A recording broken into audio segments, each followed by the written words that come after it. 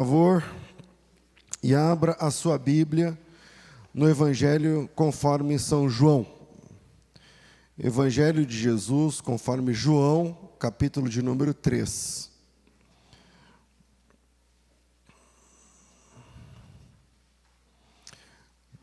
Amém, irmãos? João, capítulo de número 3.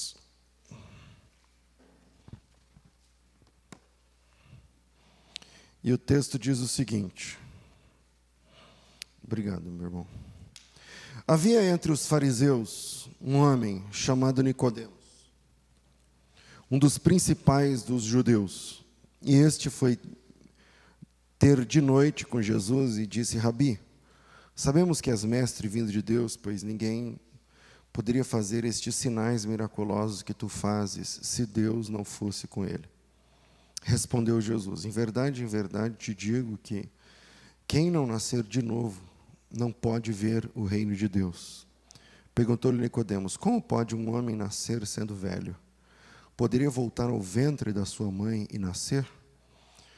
E Jesus respondeu: em verdade te digo que aquele que não nascer da água e do Espírito não pode entrar no reino de Deus. O que é nascido da carne é carne, e o que é nascido do Espírito é Espírito. Não te maravilhes de eu te dizer: necessário vos é nascer de novo. O vento sopra onde quer e ouves a sua voz, mas não sabes de onde vem, nem para onde vai. Assim é todo aquele que é nascido do Espírito. E Nicodemos perguntou: como pode ser isso? E Jesus disse: tu és mestre em Israel e não entendes estas coisas? Em verdade te digo que nós dizemos o que sabemos e testificamos do que vimos, contudo não aceitais o nosso testemunho. Se vos falei de coisas terrestres e não crestes, como crereis se vos falar das celestiais?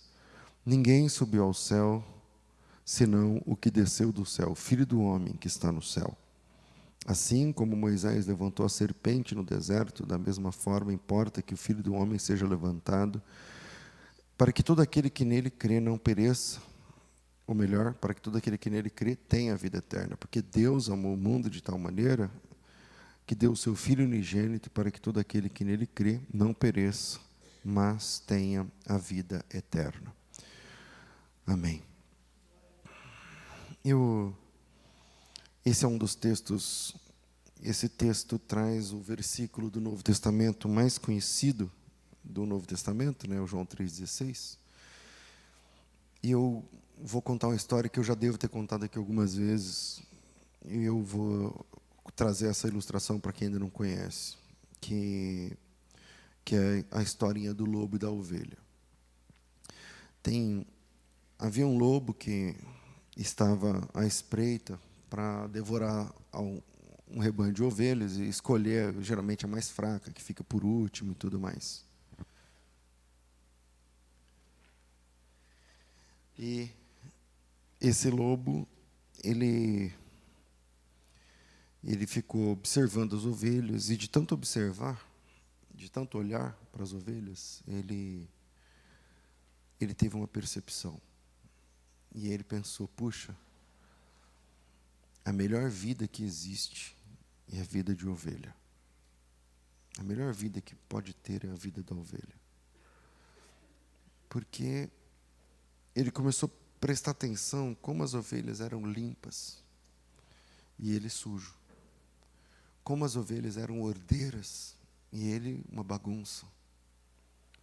Como elas não brigavam entre si, como elas se mantinham, como elas não faziam bagunça, como elas não faziam barulho, como as ovelhas eram diferentes, E ele parou e falou assim: puxa, a melhor vida que existe é a vida de ovelha. Mas ele era um lobo. Então ele começou a observar o viver das ovelhas. Eu vou prestar atenção no que elas creem, o que elas fazem, o que elas leem, o que elas cantam, o que elas frequentam, o que elas fazem no dia a dia. E aí ele começou a observar mais a fundo a filosofia, a fé daquele rebanho de ovelhas. É óbvio que isso é uma parábola. Então, Ou é mais uma fábula, por exemplo, do que uma parábola. E aí, ele tomou uma decisão. E ele disse, então, a partir de agora, eu não quero mais ser um lobo, eu quero ser uma ovelha. E ele levantou e foi para casa decidido a ser uma ovelha. Só que ele era um lobo. No espelho, quando ele passava, é um lobo. Então ele começou a pesquisar como que ele fazia no Google para virar uma ovelha. E não dava, não tinha saída. É a natureza dele de lobo. E aí a cara de lobo, voz de lobo, tudo de lobo. E ele percebeu que as ovelhas faziam um negócio chamado batismo. E ele foi lá e deu o nome. E ele falou, eu quero virar uma ovelha, eu quero andar com as ovelhas, eu quero ser ovelha, põe meu nome aí. E aí, as ovelhas aceitaram, porque ele era um lobo querendo virar uma ovelha, as ovelhas aceitaram. E ele foi no dia do batismo. E quando ele entrou na fila do batismo, ele estava ali com cara de lobo, e quando ele saiu do batismo, o diácono deu para ele uma capa de ovelha. E ele vestiu a capa de ovelha e fechou o zíper, até em cima. E agora sim, ele olha no espelho, ele é uma ovelha. Ele tem cheiro de ovelha, cara de ovelha, conversa de ovelha, Bíblia de ovelha, jeito de ovelha, está tudo certo. Cara de Saul, no caso do Jacó que vestiu as roupas, né? Cara de Saul, cheiro de Esaú. Cara de Esaú, cheiro de Esaú, nome de Esaú, Esaú. E ele começou a congregar. E ele estava muito contente com a sua nova vida de ovelha. E aí, o que as ovelhas fazem agora? Agora que as ovelhas pegavam na mão dele, falavam, paz do Senhor, meu irmão. E ele ficava todo alegre, porque ele era irmão, ele chamava todo mundo de irmão. E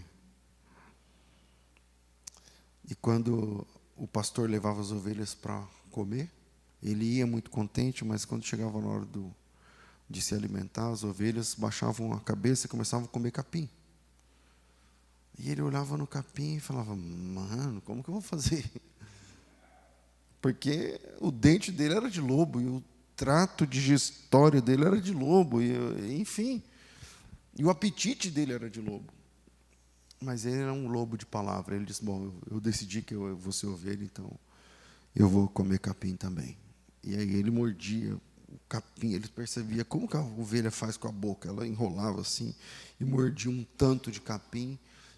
Aí ele fazia também, ele começava a mastigar o capim, mas o capim machucava a boca dele. E ele falava, meu Deus, como elas conseguem comer isso? Mas ele estava decidido que ele ia ser uma ovelha. E aí ele mastigava aquele caldo verde, mas ele não conseguia engolir o mato. O mato não descia, o capim não descia. Então ele cuspia o capim e engolia só o caldo. E depois ele falava, não, eu vou de novo. Uma hora eu vou acostumar e vou conseguir engolir e tudo, enfim, vou ruminar isso tudo, que as ovelhas ficavam o dia inteiro ruminando aquilo. E ele falava, como pode? E ele deitava à noite na cama e ficava pensando, meu Deus, será que eu não sou uma ovelha de verdade? Eu olho no espelho, eu sou uma ovelha. E só que ele é um lobo, ele não tem culpa de ter nascido lobo, só que ele é um lobo, e ele queria ser uma ovelha. Na Bíblia, o capítulo 3 de João mostra um lobo querendo ser uma ovelha, que não conseguia dormir à noite, como aquele lobo. O nome desse cara é Nicodemos. Ele era fariseu, mas ele não estava contente com a sua vida. E ele foi procurar Jesus de noite, porque ele não aguentava mais. Pode ser que ele procurou Jesus à noite para ninguém ver? É possível. Ou pode ser que ele procurou Jesus à noite porque ele não aguentava mais ficar sem dormir, olhando para o teto e pensando, na igreja as pessoas pensam que eu sou assim, mas eu não sou. As pessoas dão a mão a mim, me cumprimentam como irmão e eu não vivo como irmão. É uma capa.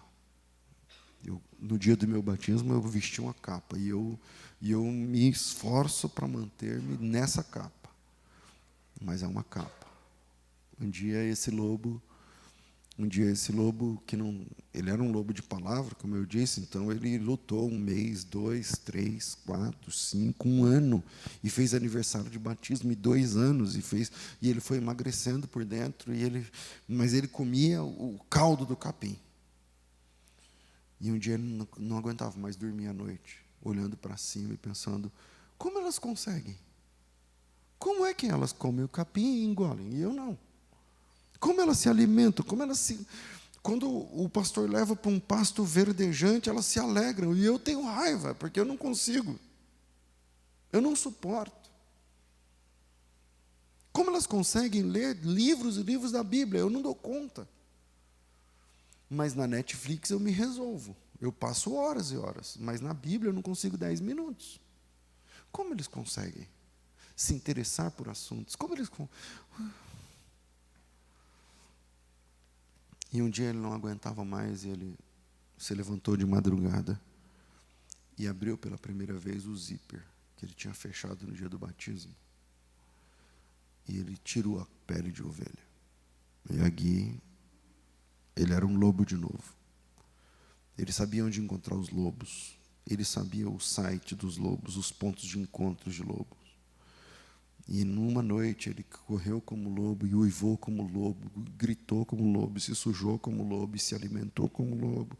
Mas quando era sexta, quando era sábado, quando era domingo, quando era terça, quando era quinta, quando era dia do culto, ele se preparava, se arrependia, ele chorava por dentro, vestia de novo a roupa, pegava a Bíblia e ia para a igreja de ovelha, comer capim com as ovelhas.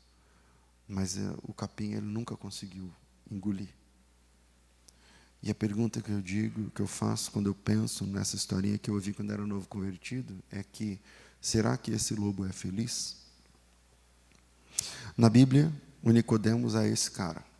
E ele vai procurar Jesus à noite, porque ele não aguenta mais. Mas quando ele bate na porta de Jesus, o hiato entre ele bater na porta e Jesus abrir, quando alguém bate na sua casa tarde da noite, demora mais tempo que o normal para você abrir. Você não está esperando. E aí, quando Jesus, nesse tempo que Jesus foi até a porta abrir, ele vai na casa de Jesus, ele sabe onde Jesus mora, ele tem informações de Jesus, ele é uma ovelha. E aí, quando Jesus abre a porta, o ego, fala mais alto. E aí, ao invés dele se jogar nos pés de Jesus, dizendo, Senhor, por favor, me ajuda, eu sou assim, minha situação é essa, eu não consigo dormir à noite.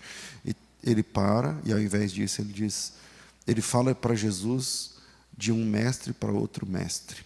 Ele começa assim, tu és mestre em Israel, e nós, mestres, que eu também sou mestre, nós entendemos, detectamos que o Senhor é vindo de Deus, porque ninguém pode fazer os sinais que tu fazes. Isso é hora. Isso é hora de ir na casa de Jesus com essa conversa de mestre. E a primeira fala de Jesus para Nicodemos é, cara, você precisa nascer de novo. A igreja é um projeto, desculpa a sinceridade de sempre, mas a igreja é um projeto chato demais para quem não nasceu de novo. Ficar no celular é mais legal do que no culto. Porque a igreja é um projeto chato demais para quem não nasceu de novo.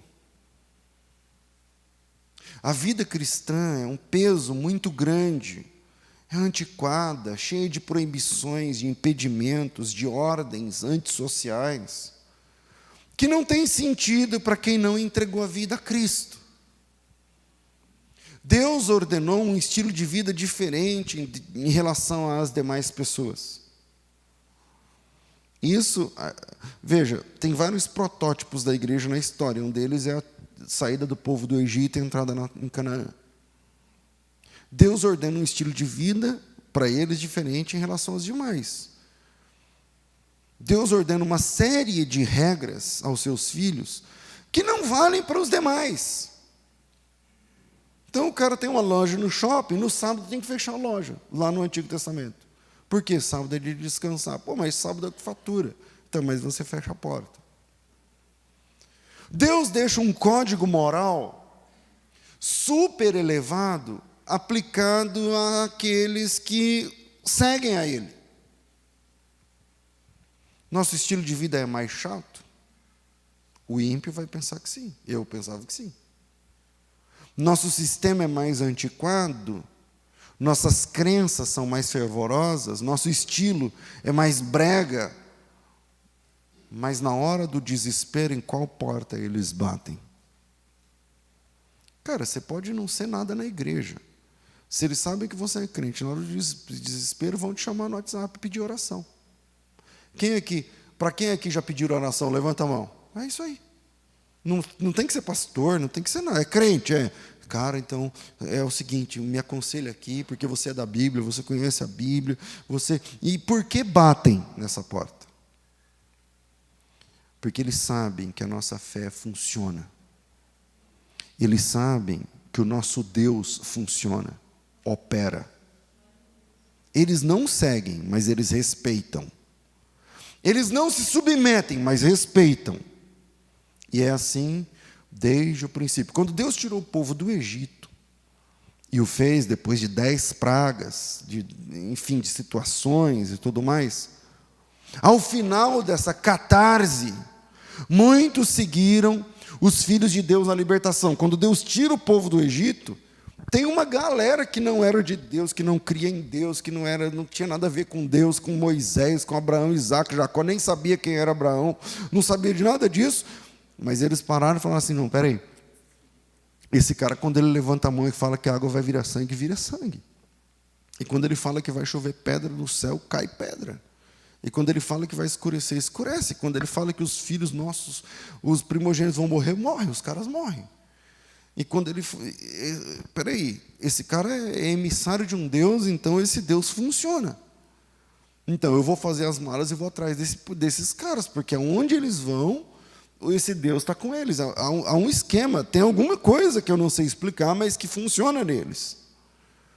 Por isso, lá no livro do Êxodo, capítulo 12, versículo 38, diz assim, assim partiram os filhos de Israel de Ramsés a Sucote, cerca de 600.000 a pé, somente homens, sem contar mulheres, sem contar crianças, mas subiu também com eles um misto de gente, de ovelhas, de gado, e muitíssimos animais. Ali nessa versão fala mistura de gente, na sua Bíblia talvez fale populacho, talvez fale vulgo, talvez fale misto de povo. Essas pessoas que estão seguindo o povo de Deus não creem em Deus. Esse povo não é de Deus, não servem a Deus, mas estão acompanhando a jornada do povo de Deus porque não se contentam com as adversidades. Falam, eu preciso de um Deus para viver, um Deus igual a esse para viver a vida. E é esse povo que vai lançar tropeços em Israel o tempo todo. Em Números, capítulo 11, versículo 4, diz assim, e o vulgo de gente que estava no meio deles, outra versão, e o populacho que estava no meio deles, outra versão, e o misto de povos que estava entre eles, ali fala vulgo, que estava no meio deles, veio a ter grande desejo das comidas egípcias, pelo que os filhos de Israel tornaram a chorar e disseram também, quem nos dará carne a comer? Isso é influência, eles estão sendo influenciados por aqueles caras que não conhecem a Deus, não serviam a Deus, não tinham a cultura de Deus. Bem, então, já temos um norte, levando em conta esses trechos das Escrituras. Tem um povo que não é de Deus, mas que segue o povo de Deus e que não tem compromisso com Deus. Existe o povo de Deus e existe o povo que não é de Deus, mas que acompanha o povo de Deus. Como saber a diferença? Pastor, como eu sei? Porque o que importa num sermão como esse é, pastor, o que eu sei? Como eu sei se eu sou de Deus ou se eu faço parte da turma que só acompanha? Como eu faço para definir quem eu sou de verdade espiritualmente? Eu sou um filho de Deus ou estou de alegre nesse negócio? Como eu sei se eu sou uma ovelha? Um lobo que num dia de batismo ganhou uma fantasia de ovelha e fechou o zíper. E que de vez em quando abre esse zíper. Bom, realmente é difícil, mas a Bíblia dá algumas pistas. Por exemplo, lobos vestidos de ovelhas geralmente temem, creem, reagem, conhecem, mas não vivem uma vida cristã duradoura. Na parábola da semente, lá do semeador, tem uma que cai entre as pedras e nasce, mas é de pouca, quem lembra, de pouca duração, não dura. Não dura. Pastor, como eu sei se eu sou uma ovelha ou um lobo que fechou o fechecler? É que ovelhas amam servir. Para lobo, servir é um peso. É tudo muito difícil, é muito caro. Não é. Como eu sei se eu sou lobo ou se eu sou ovelha? Ovelhas amam comer a palavra, lobos disfarçam. Disfarçam. Amam a pregação da palavra, lobos não disfarçam. Ovelhas amam a voz do pastor. Eu não estou falando eu como pastor, o sumo pastor. Lobos são sempre autônomos. Autônomos, falei certo? Autônomos. Quer dizer, não, eu sou eu tenho meu jeito, meu esquema, Não, mas a Bíblia de Deus diz isso. Não, isso aí eu não concordo, comigo não é assim, tem que ver esse texto e tal. Como eu sei se eu sou lobo ou ovelha, se eu sou ovelha ou se eu sou o lobo que ganhou uma roupa de ovelha no dia do batismo? Ovelhas celebram a comunhão. Ovelha não vive só. É gregário, é junto. Lobos dizem que não precisam disso. Não preciso disso. Eu sou autônomo, Enfim, lobos não duram muito tempo. Eles querem um Deus para enfrentar as dificuldades. Um Deus que os ajude a vencer o vício, por exemplo. Um soberano para os embates da vida. Procuram um ser poderoso que abra mares, que envie pestes contra os inimigos. Usam Deus assim. E quais as características dessas pessoas? Eu vou deixar 3 pontos para a gente pensar. Primeiro, elas mantêm o controle de entrar e sair da presença de Deus. Essas pessoas mantêm o controle sobre o entrar e o sair. Quando a palavra da vez é login e logout. É você entrar, você se loga, ou você se desloga. Vamos colocar portuguesar essa palavra. O login e o logout depende dessas pessoas. E, na verdade, o reino de Deus é uma porta de entrada. Você entra. Só tem um jeito de sair da presença de Deus, do reino de Deus. É através de um negócio chamado apostasia. Mas para os lobos, não. Para aqueles que querem ser ovelha, mas não sofreram a transformação espiritual. E veja, de novo, ele não tem culpa de ter nascido lobo, só que ele é um lobo. Ele não tem culpa de ter nascido assim, só que ele é um lobo. E para o lobo, o login e o logout depende deles, não é uma entrega definitiva. Não é uma entrega definitiva, é geralmente um compromisso por projetos. Olha, tem esse projeto aqui, você quer fazer? Falou, quanto tempo dura esse projeto? Dura 2 meses. Não, então conta comigo. Aí ele se entrega de cabeça e tal. Só que terminou, ele volta a beber, ele volta. Não é uma conversão sem volta, é um compromisso passageiro. Não é uma entrega real, é uma entrega por demanda. O cara define quando entra e você define quando entrar e você define quando sair. Você define o quanto se envolve, você define o quanto já está bom. Fala, está bom já está bom. Para mim já está bom. Havia um milionário na Bíblia assim. O nome dele era Zaqueu. Jesus teve um encontro com outro milionário, muito jovem, e o jovem veio para Jesus falando assim: bom mestre, não sei o quê, o que eu faço? Porque eu quero mais de Deus, eu quero ir para o céu, eu quero isso, eu quero aquilo. E aí Jesus viu que a intenção do jovem rico era boa, porém, o coração dele estava nas riquezas. Veja, a intenção dele é honesta, era boa, só que o coração dele ainda estava apegado, preso às riquezas. E Jesus tocou no nervo exposto e disse para ele: então vende o que você tem e dá para os pobres, e aí você vai ter um tesouro no céu. Se é céu que você quer, você vai ter um tesouro lá, e aí você vem e me segue. A Bíblia diz que o milionário entristeceu-se porque ele tinha muitas propriedades e não seguiu Jesus. Pois bem, Jesus sai dessa experiência do milionário no mesmo dia e entra em Jericó. Quando ele entra em Jericó, ele salva um mendigo chamado Bartimeu, e depois de salvar um mendigo chamado Bartimeu, ele lida com um outro milionário chamado Zaqueu. E Zaqueu é esse cara, porque ele ouvia Jesus de uma posição estratégica e depois voltava para casa. Subia na árvore, do alto ali, ele vê como ninguém estava vendo, e depois, quando terminava, ele diz: bom, hoje ainda tenho isso, aquilo, e outro dia eu volto para ouvir Jesus. E ele ouvia Jesus quando queria e depois seguia a sua vida. E ele fazia o login, se eu me faço entender, quando ele queria ouvir uma palavra, e fazia o logout quando ele queria viver a sua vida. Até que um dia aconteceu o milagre. Ele estava na posição estratégica, ouvindo Jesus. E o milagre é que, naquele dia, diferente dos outros, Jesus saiu do culto com ele, foi até a sua casa e dormiu lá. Isso nunca tinha acontecido antes.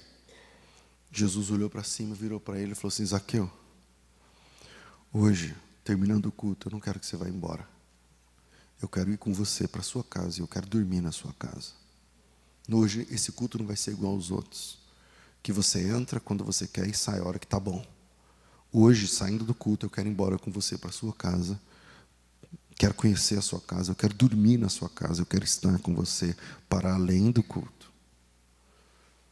E a Bíblia diz que o Zaqueu parou e aceitou Jesus assim, e abraçou Jesus e o recebeu gostoso. Tem uma versão que eu mais gosto que fala assim: e ele abraçou Jesus gostoso, e Jesus foi até a sua casa. Então, quais as características dessas pessoas que não foram ainda transformadas? Então, primeiro, elas mantêm o controle de entrar e sair da presença de Deus quando querem. Segundo, elas enxergam o reino de Deus como um bom negócio. Essas pessoas que não nasceram de novo de fato, elas frequentam, porque elas enxergam o reino de Deus como um bom negócio. Porque que negócio hoje paga 100 para 1? Que negócio paga 100 para 1? Se você descobrir, você vai vender tudo que você tem e colocar. Vocês sabiam que as pessoas que caem nos golpes das pirâmides, não sei o quê, eles não caem no golpe porque elas são bobas, mas porque são gananciosas. É a ganância, o gatilho que aperta é o gatilho da ganância para o cara cair numa dessa. Mesquinhos buscam isso. Dias atrás ligou no programa uma pessoa que entrou com um processo judicial contra a Igreja Universal e venceu, para reaver os valores que havia dado como oferta numa campanha que eles fazem chamada Fogueira Santa de Israel. E ele tinha vendido a casa e o carro, não lembro agora tudo, e entrou com o processo. Já faz algum tempo, uns 2 anos que teve essa ligação. Eu disse esses dias, mas é um exagero falar esses dias. Agora me respondam. Dá para saber quem é mais ganancioso nesse caso? A Igreja Universal ou ele? Porque por que ele vendeu a casa e colocou na fogueira santa da Igreja Universal? Porque a Igreja Universal já é conhecida como sendo gananciosa. Algumas denominações nem consideram como igreja. Eu tenho problema para batizar que uma pessoa que veio da Igreja Universal e não conheceu o Evangelho ainda. Então a gente tem que sentar e conversar. Porque lá em Isaías 56, versículo 10, diz assim: os seus atalaias são cegos, nada sabem. Todos são cães mudos que não podem latir. Sonhadores preguiçosos que gostam de dormir. Eles são cães gulosos, nunca se fartam, são pastores que nada compreendem. E todos se tornam para o seu caminho, cada um para a sua ganância, todos, sem exceção. Então, na minha opinião, ambos são gananciosos. O cara da Universal, o pastor da Universal, o bispo, sei lá quem é que inventou essa história, esse desastre do ponto de vista teológico ou bíblico, de que se você der X, você vai ganhar 100X na fogueira não sei do quê. Então quem inventou isso é ganancioso. Está lá em Isaías 56, pastores que não se fartam, são cães gulosos, que enquanto não vê você no zero e ele com tudo, não basta. Mas o cara também que vendeu a casa e deu é igual. Por que ele deu? Pela ganância também. Então ambos são gananciosos, tanto o corrupto quanto o corruptor. Mesquinhos buscam isso. E de alguma forma o reino de Deus atrai mesquinhos. Desculpa a sinceridade. De alguma forma o reino de Cristo é um ponto de encontro para mesquinhos. E eu tento explicar por quê. Porque aqui no reino não existe cota. Aqui no reino não tem cotas. Aqui no reino é um pelo outro. Aqui nós ajudamos financeiramente de verdade. De verdade mesmo. Não estou falando de esmolas. É de verdade. Quantas ajudas nós já demos e quantas vocês nem sabem. Quantas vocês nem sabem. Não dá para falar. Por coisas que envolvem, não dá para falar, que vocês nem sabem. Eu estou falando de muita grana pesada mesmo, dezenas de milhares de reais, quiçá centenas. E eu estou falando da nossa igreja que é pequena. Então o reino de Deus é um pelo outro, não tem cota, não, mas quantas vezes você já deu o dízimo? Vamos ver. Quanto tempo você tem na igreja? O que você faz na igreja? A gente vai decidir se a gente vai dar uma moto para você ou não, um carro, ajudar na parcela, não sei o quê, pagar teu não sei o quê, te dar cesta básica. Não tem. Portanto, o reino é o reduto perfeito. E aí, Deus vai me ajudar a esclarecer isso.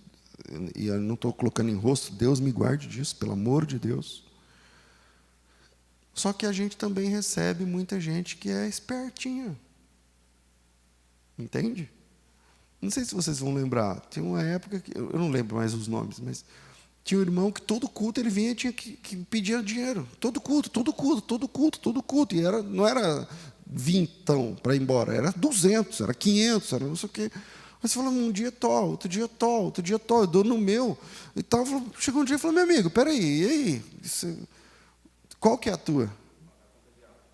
Você lembra? O pastor Djalma era meu co-pastor nessa época aí, é isso aí, é verdade. Portanto, o reino de Deus é um reduto perfeito para receber vagabundos também.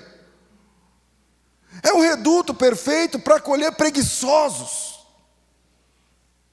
É um lugar fantástico para oportunistas. Não sei se me faz entender nesse nível aí. Eu estou pedindo graça para que você não me interprete mal. Mas as pessoas, algumas, enxergam o reino de Deus apenas como um bom negócio. Apenas como um bom negócio. Pastor, como eu sei se eu sou lobo ou ovelha? Lobos são vorazes. Nunca está bom. É sempre mais.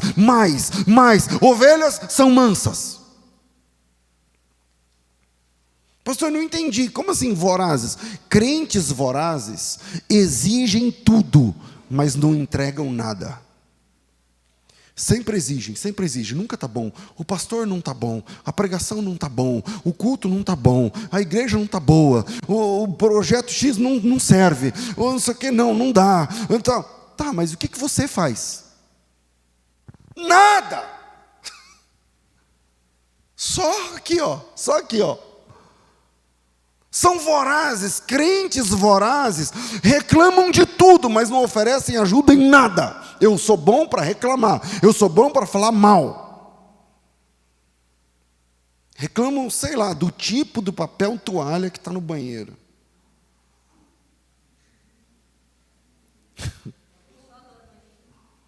Eu não sei, tem isso? Não sei. Se aqui tem isso, tomara que não. Mas Deus mandou eu escrever, colocar no sermão. Está aqui, ó. Está aqui, eu mostro aqui para você. Está aqui, ó, no esquema. Me perdi. Eu baguncei aqui. Eita, foi lá para cima. Eu estou no segundo ponto? É isso aí. Achei. Reclamam do tipo de papel toalha que está no banheiro, mas nunca limpou um banheiro. Nunca limpou um banheiro. E o valor da contribuição, agora dinheiro estou falando, não dá para comprar nem o papel toalha que ele está reclamando. Não, mas desse papel toalha aqui, não sei o quê. Tá, mas quanto você deu e dá para comprar um desse? Um papel toalha? Agora, quantos dispositivos desse de papel toalha tem aqui na igreja? Não sei. Quantas centenas de reais a gente gasta só com papel toalha? Não sei.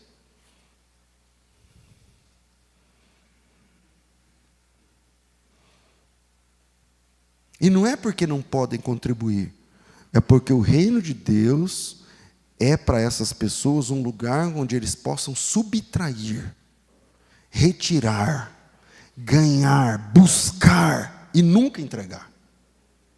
Nunca entregar. Pastor, como eu sei se eu sou ovelha e lobo? Se você é uma pessoa voraz, que só exige, que só fala, então você não é ovelha. O reino é sempre algo que me serve, que me abençoa, mas eu não coloco a minha mão em nada. Se a palavra for boa, tipo, não hoje está dura, mas se a palavra for legal, aí eu vou lá e posto lá, hashtag, fica a dica, aí você pega umas frases do pastor, hashtag, fica a dica, legal. Mas é sempre quando me abençoa, sempre para mim, sempre eu no meio. Criticam a igreja por não fazer direito, mas ele mesmo nunca faz nem mal feito. Mas se a igreja faz, não concordo, não faz direito. Terceiro, como eu sei se eu sou lobo, se eu sou ovelha? O reino de Deus é um projeto fantástico, só para quem nasceu de novo. O reino de Deus é um projeto fantástico para quem nasceu de novo. O reino de Deus é uma bênção para quem nasceu de novo.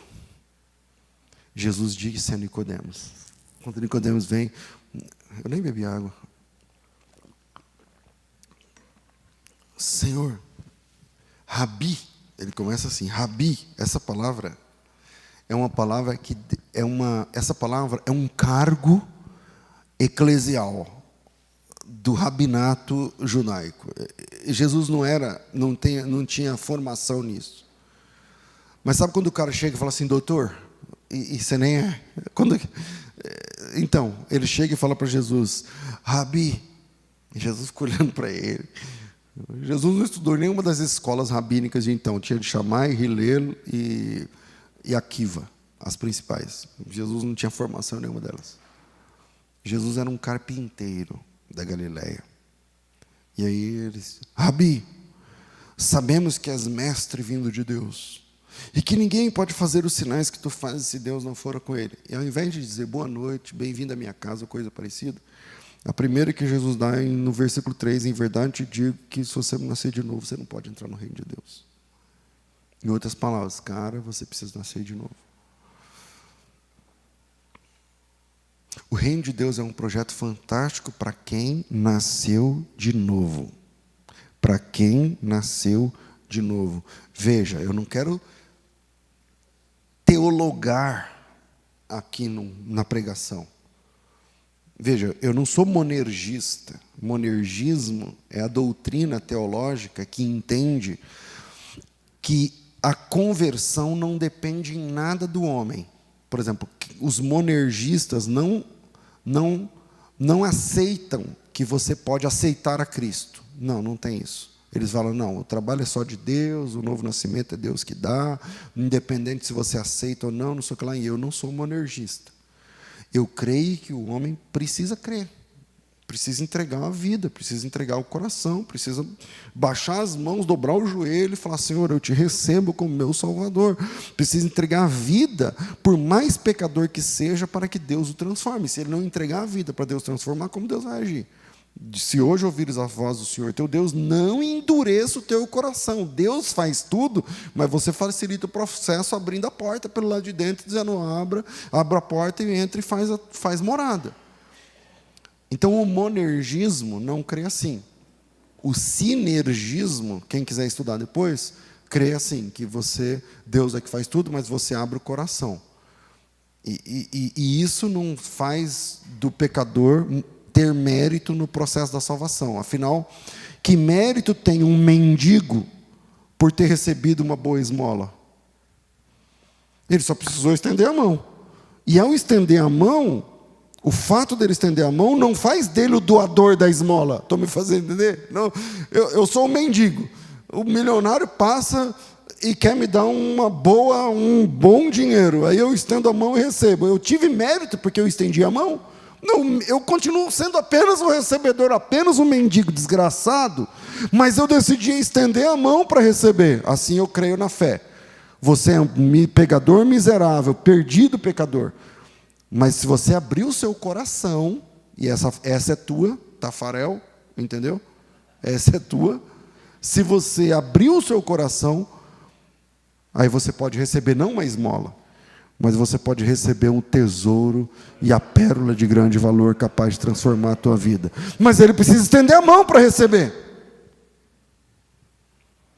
Então, meus irmãos, a conversão é um milagre que Deus dá. Presta atenção, a conversão você não alcança por algum mérito seu. Tipo assim, são 6 módulos, no 6º, pronto, você se converte. Não. A conversão é um milagre que Deus dá. A conversão não vem porque você canta na igreja ou no palco da igreja. A conversão não vem porque você se envolve. A conversão não acontece porque você estuda sem parar. A conversão não vem porque você se torna uma parte importante da vida da igreja, que qualquer reunião você tem que estar junto. A conversão não acontece porque você se convence da doutrina do evangelho. Porque isso não é conversão, isso é convencimento, é convicção. E tem uma diferença, as palavras são parecidas, conversão e convicção. Mas ser convencido é fácil. Porque a convicção tem a ver com o que um homem ensina para outro homem. Com uma Bíblia aberta na mão e um pouco de tempo e a sua atenção, eu posso convencer você que o cristianismo é o melhor caminho. Mas isso não é conversão. E é relativamente fácil convencer. Mas o convencido não permanece muito tempo. Porque, de alguma forma, ele foi convencido e ele entrou.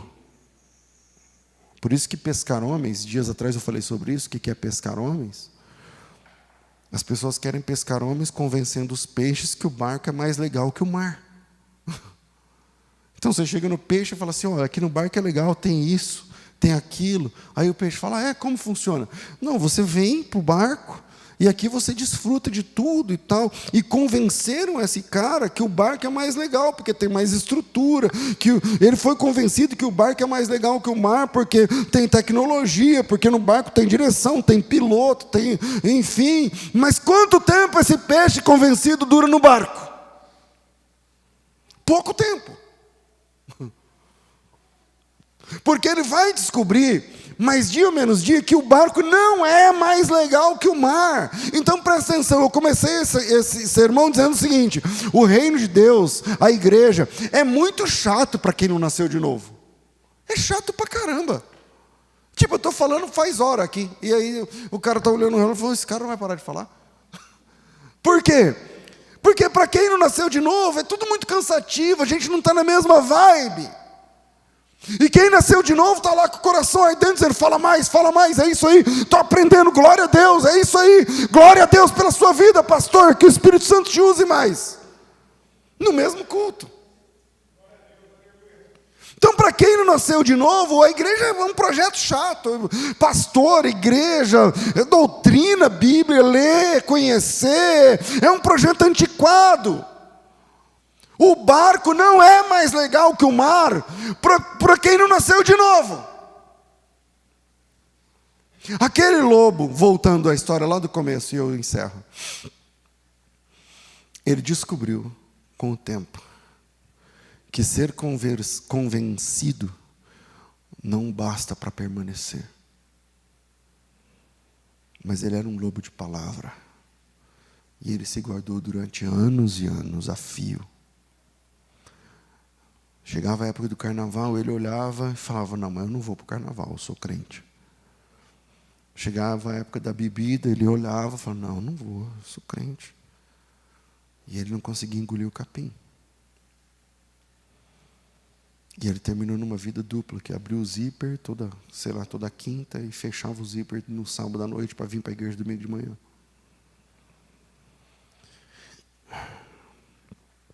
Até que um dia, esse lobo clamou em seu coração. Ele dobrou o joelho, sem a roupa de ovelha, e disse, Senhor, eu sou um lobo. Porque na oração solitária, eu não estou falando da oração comunitária da igreja, a oração solitária é onde você é quem você é diante de Deus de verdade. Sem máscaras, sem disfarces. Quando você entra em oração, você é quem você é. Não o que a tua mulher pensa, o que o teu marido acha, o que o teu pai entende. Quando você dobra o joelho, você é quem você é de fato. E ele entrou nessa oração. Ele tirou aquela roupa de ovelha, colocou de lado, dobradinho, e dobrou o joelho e falou, Senhor, eu queria ser isso aqui, ó, mas eu não sou. Porque eu nasci lobo. Eu cresci lobo. E eu não aguento mais essa vida. Porque as pessoas lá na igreja pensam que eu sou assim, mas eu não sou. O Nicodemos chega até Jesus com isso no coração, certeza. Mas quando a porta abre, o ego fala mais alto. Assim como vai falar mais alto nos corações de algumas pessoas que estão ouvindo essa mensagem, esse sermão essa manhã. E aí, se o ego fala mais alto, você sai com a capinha de ovelha de novo, para usar de novo o dia que você quiser ser ovelha. E ser lobo quando você quer e ovelha quando você precisa. Para você ser lobo quando você entende e ovelha quando você precisa. Só tem um jeito de pôr um fim nesse ciclo. É clamando no seu coração de verdade por um milagre. O milagre da conversão. E aquele lobo clamou no seu coração. Ele era um lobo que tentou e terminou numa vida dupla. Até que esse momento ele clama no seu coração e pede por esse milagre. Senhor, me transforma numa ovelha de verdade. Porque eu não aguento mais. E Deus olhou com amor para aquele lobo clamando de joelhos. E Deus fez com ele o milagre da transformação. Deus deu para ele a conversão.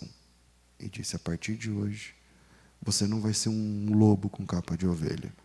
Você vai se transformar numa ovelha de verdade. E ele se levanta daquela oração, e ele olha na capa que está lá do lado, e quando ele olha para ele, agora ele é uma ovelha. E aí no outro culto, ele vai com as ovelhas para comer capim, e ele come o capim. E sente deleite no capim, e engole o capim. E ele não é perfeito. Mas agora ele é uma ovelha. Ele não é perfeito. Mas ele é uma ovelha. Deus não está chamando você para perfeição. Deus está chamando você para comunhão. Eu repito. Nesse momento, Deus não está chamando você para perfeição. Deus está chamando você para a comunhão. Se você não ouviu, eu vou repetir mais uma vez. Deus não está chamando você para a perfeição. Deus está chamando você para a comunhão. É quando você anda com Ele. É quando você prefere Ele. É quando você ama Ele. E quando você quer passar tempo de qualidade com Ele. Amém? Eu vou terminar fazendo um apelo. Se você não é crente, se você não entregou a vida a Jesus, não importa teu nome, se o seu pai é da igreja, se não é, se a sua mãe. Se você está ouvindo essa palavra e gostaria de entregar a sua vida a Jesus, então sai do seu lugar e vem aqui à frente, nós vamos orar juntos, para que esse milagre possa começar na tua vida. Tem alguém? Eu não sei quem é crente, quem não é aqui. Tem alguém que não serve a Jesus, mas gostaria de entregar a vida a Jesus? Se tiver, o momento propício é agora. Aproveitando. Se tem alguém que está desviado, que está desviada, e gostaria de voltar a Cristo, gostaria de entregar a vida a Jesus, fazer uma entrega, dizer: Senhor, está aqui, eu sou essa pessoa, e eu quero recomeçar. Então, se tiver alguém aqui assim, e que Deus usou essa palavra para falar com você, então eu convido você a sair do seu lugar e vir até aqui à frente, ter um momento de reconciliação com o Senhor Jesus. Está vindo ali um. Vamos ficar de pé, irmãos?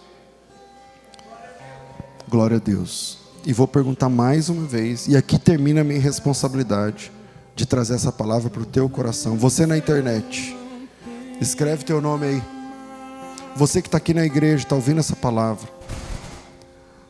Se você quer entregar a sua vida a Jesus, se você quer se reconciliar com Jesus, você tem 2 minutos para sair do seu lugar e vir até aqui à frente, para nós orarmos juntos.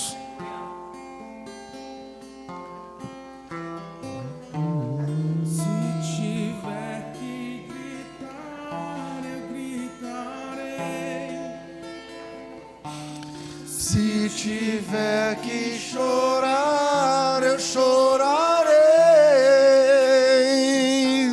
Se tiver que humilhar a mim mesmo, assim eu farei. Sai do seu lugar se você quer reconciliação com Cristo.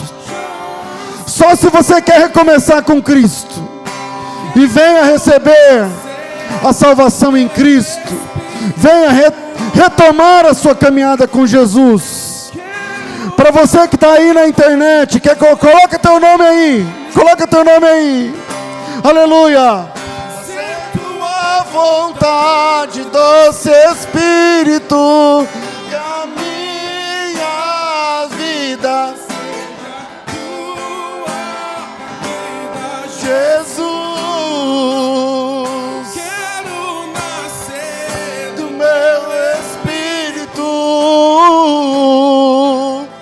Quero matar minha carne, fazer tua vontade, doce Espírito. Como é que está teu coração? Está queimando? Teu coração está queimando? Então vem. Ouça a voz do pastor chamando. Teu Espírito. Quero matar. Mais uma alma aqui, mais uma, aleluia. Tem algum obreiro para vir abraçar aqui? Doce Espírito, que a minha vida seja tua vida, Jesus. Mais baixinho, lá na internet. Quero me reconciliar com Cristo. Adriana Moura Luquete. Quem mais? A Luciene. Quem mais? Mislaine. Quem mais? Edson da Silva Costa. Quem mais? Alexandre Martins, reconciliação. Quem mais? Adriano Divino, quero me reconciliar. Quem mais? Galhos Secos aqui, reconciliação. Quem mais? Mike, quero me reconciliar. Quem mais? Geilson, reconciliação. Quem mais? Marcelo, reconciliação. Quem mais? Quem mais? Escreva teu nome. Coloca aqui aí no bate-papo no chat. Marcelo Farias, quem mais? O Espírito Santo tratando. Vamos orar? Senhor, em nome de Jesus, aqui estão essas vidas diante dos teus pés. Recomeçando, não somos perfeitos, apenas sedentos de Ti. Ajuda-nos, ó Deus, e que hoje há um recomeço, um reinício, onde nós honraremos mais a Tua palavra do que as nossas vontades, onde nós amaremos mais os Teus caminhos do que os nossos. Que o Teu nome seja glorificado nas nossas vidas, em nome de Jesus, em nome de Jesus. Aplaudam o Senhor, glorifiquem ao Senhor, de verdade. Glória a Deus, glória a Deus.